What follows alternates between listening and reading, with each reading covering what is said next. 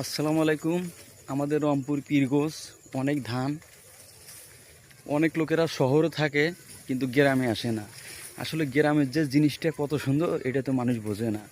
এর জন্য আমি গ্রামে আসি। আমি ঢাকা মিরপুরে 12 নম্বরে থাকি।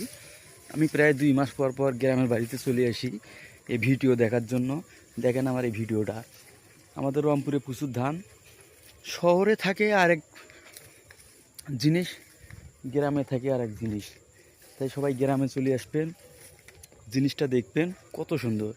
আমার রংপুরের যে ভিউ দেখলে হবে ফর ইউ।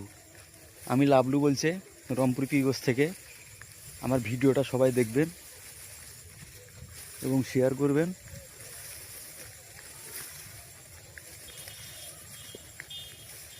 এবং কমেন্ট বক্সে জানাবেন।